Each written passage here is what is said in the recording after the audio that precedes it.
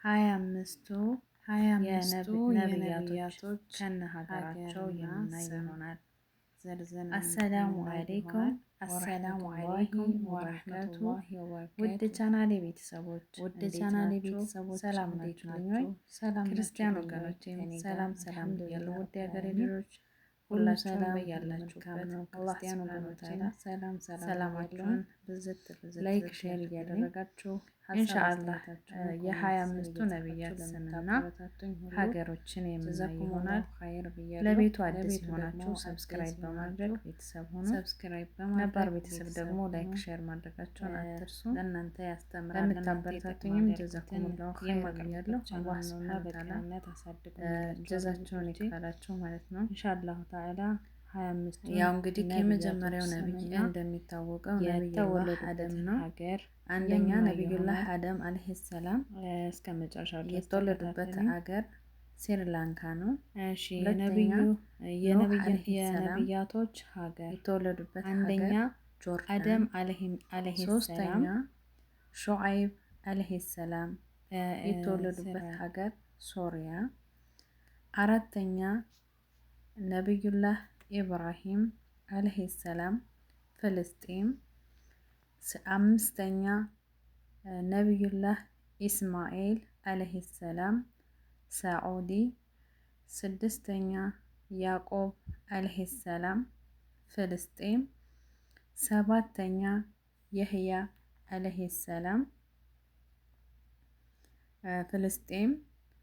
ስምንተኛ ዛኪር አለይሂ ሰላም ፍልስጤም። ዘጠነኛው ኢስሐቅ አለይሂ ሰላም ፍልስጤም። አስረኛ የሱፍ አለይሂ ሰላም ፍልስጤም። 11ኛ ሉጥ አለይሂ ሰላም ፍልስጤም። 12ኛ ኢዮብ አለይሂ ሰላም ጆርዳን። 12ኛ ኢዮብ ብያለሁ አለይሂ ሰላም ጆርዳን። 13ኛ ሁዳ አለይሂ ሰላም የመን። 14ኛ ዙልኪፋን አለይሂ ሰላም ጆርዳን። 15ኛ ሙሳ አለይሂ ሰላም ግብጽ የተወለዱበት ሀገር። 16ኛ ሃሩን አለይሂ ሰላም የተወለዱበት ሀገር ግብጽ። 17ኛ ሷሊህ አለይሂ ሰላም የተወለዱበት ሀገር የመን። 18ኛ ሱለይማን አለይሂ ሰላም የተወለዱበት ሀገር ግብጽ። 19ኛው ኤልያስ አለይሂ ሰላም ፍልስጤም። 20 ዳውድ አለይሂ ሰላም ኢራን።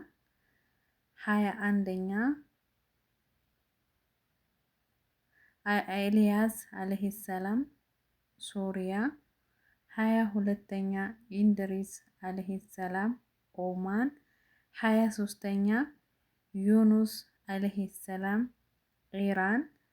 25ኛ ኢሳ አለይሂ ሰላም የተወለዱበት ሀገር ኢየሩሳሌም ፍልስጤም። 25ኛ ሙሐመድ ሰለላሁ አለይሂ ወሰለም የተወለዱበት ሀገር ሳዑዲ። ይህ እንግዲህ ነብያቶች የተወለዱበት ሀገርና ስም ነው ይዤላችሁ የመጣሁት። የአላህ እዝነትና ሰላም በሁላቸው ላይ ይስፈን። ሁላችሁም ሰሉ አለ ነቢይ። የመጨረሻው ነቢይ እንግዲህ እንደሚታወቀው ነቢያችን ረሱል ሰለላሁ አለይሂ ወሰለም ናቸው። ሰሉ አለ ነቢይ ሰለላሁ አለይሂ ወሰለም። ቪዲዮውን እስከ መጨረሻው ድረስ ተከታተሉኝ።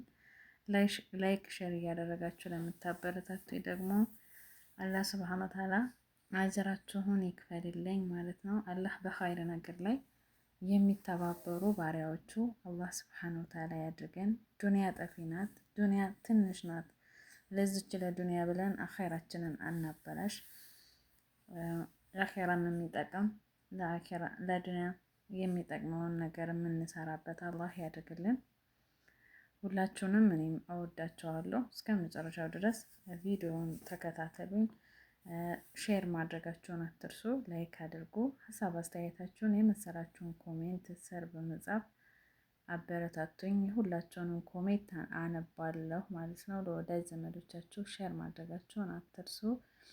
ሀገራችንንም አላህ ስብሐነ ወተዓላ ሰላም ያድርግልን። የሰሞኑን እንግዲህ በየሶሻል ሚዲያው መነጋገሪያ የሆነው የሀጅ ሙፍቲ መቃብር አላህ ይራህማቸው፣ አላህ ይዘንላቸው፣ አላህ ኸይረ ስራቸውን ይቀበላቸው። ወላኪን ግን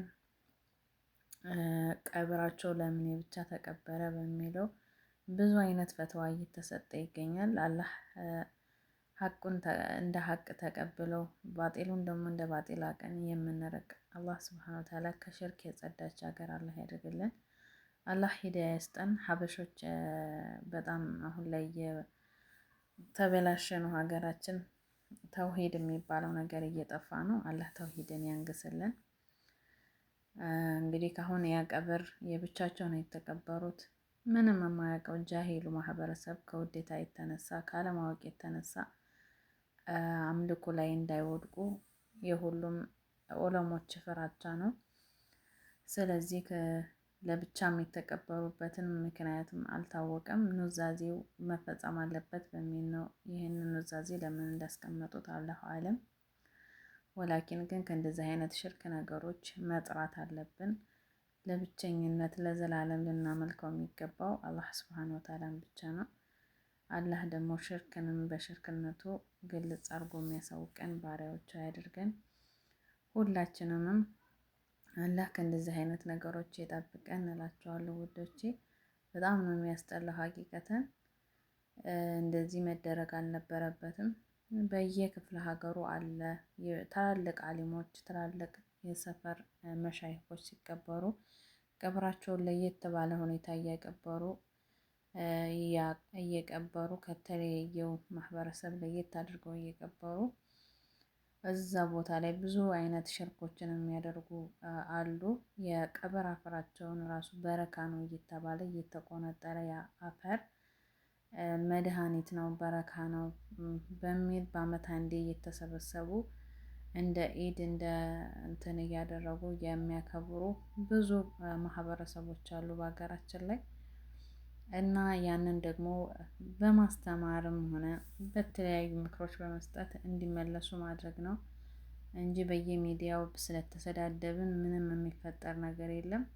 አላህ ሱብሃነሁ ወተዓላ ብቻ ሁሉንም ነገር አውቆ ከሚርቁት ባሪያዎቹ ያድርገን፣ አውቆ ከሚያጠፉት ደግሞ አላህ ይጠብቀን ማለት ነው። ወዳችኋለሁ። ከኔ በላይ አላህ ሱብሃነሁ ወተዓላ ውድድ ያደርግልኝ። ሰላሙ አለይኩም ወራህመቱላሂ ወበረካቱ።